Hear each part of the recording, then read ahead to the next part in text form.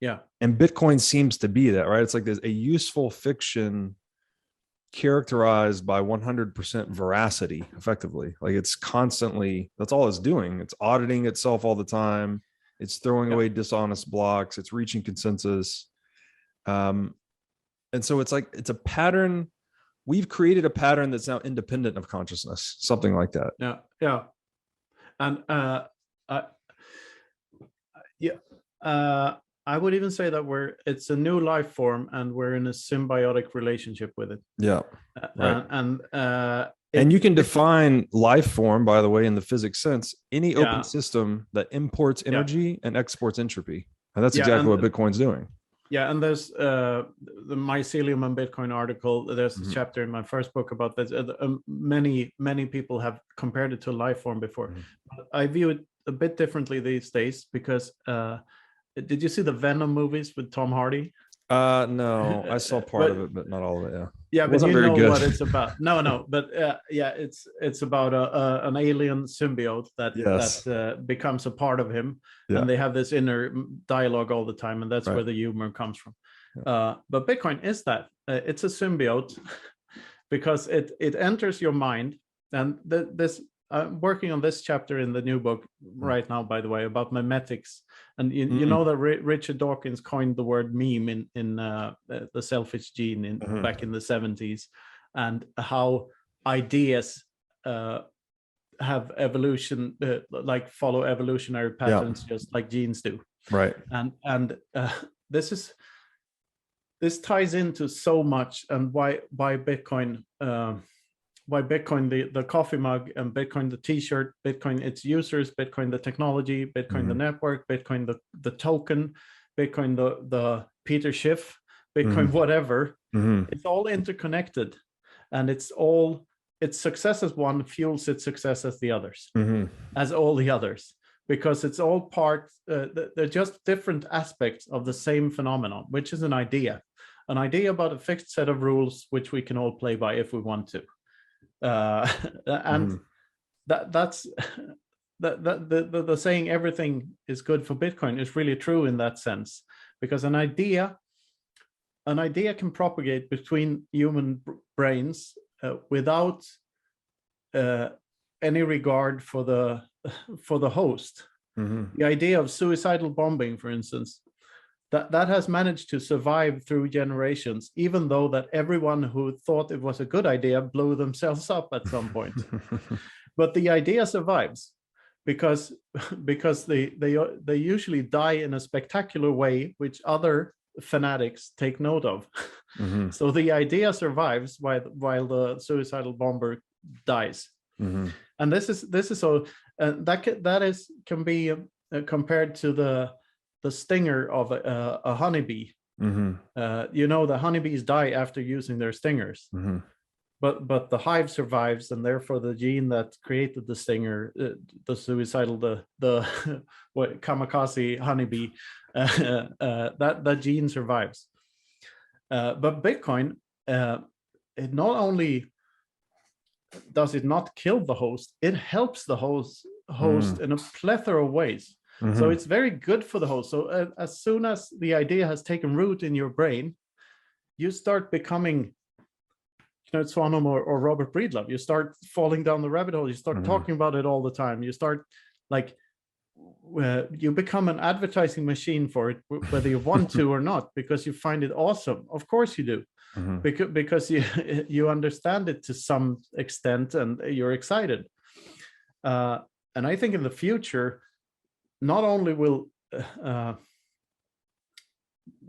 Bitcoin help us survive, or we help Bitcoin survive, but we couldn't survive without it in the future. We will have to accept nothing but Bitcoin as payment for stuff, because everyone will know that this is the only thing that matters.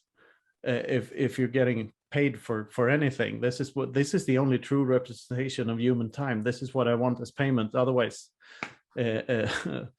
whatever I do is just going to the pockets of some. It gets funneled into the hands of the elite, and I don't want that. I want to be able to store it, get interest on it because technology gets better and better. Anyway, yeah, it's almost like it being this digital organism, or whatever we want to call it, a new form of life.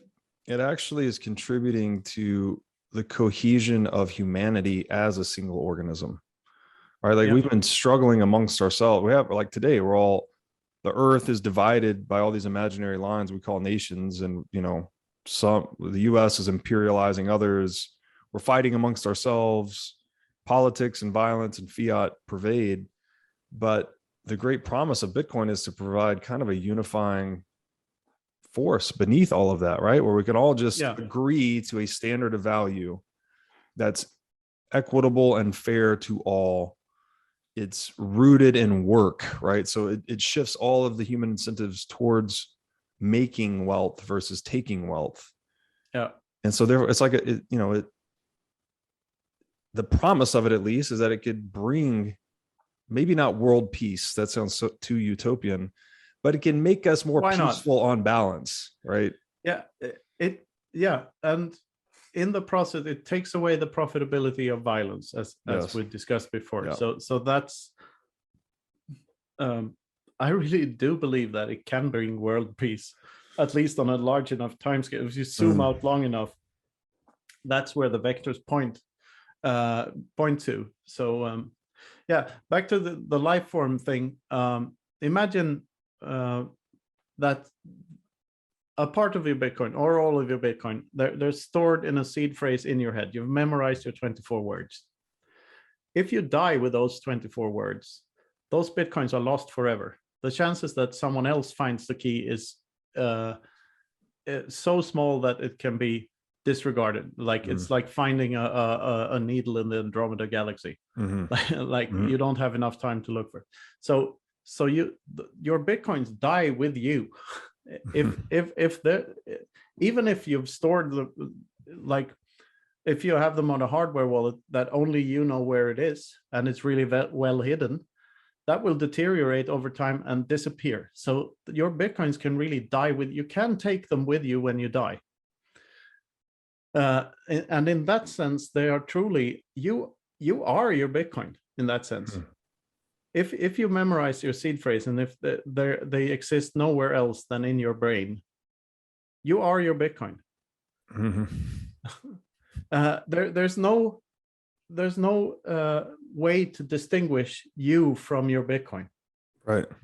And you are your own hardware wallet or meatware wallet. Yeah, but more than that, you are a specific, very specific, down to the decimal, to the 100 millionth decimal point, part of the Bitcoin network. You are that part. And I find this so beautiful and so mind-blowing. So I can't stop thinking about it.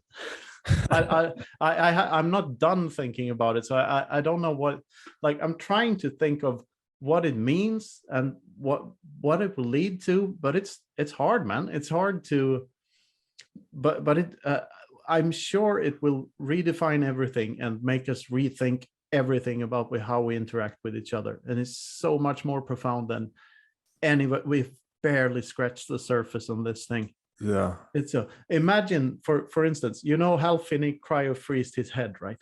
Yep. Imagine his frozen head before he cryo-freezed it, that he memorized 24 words.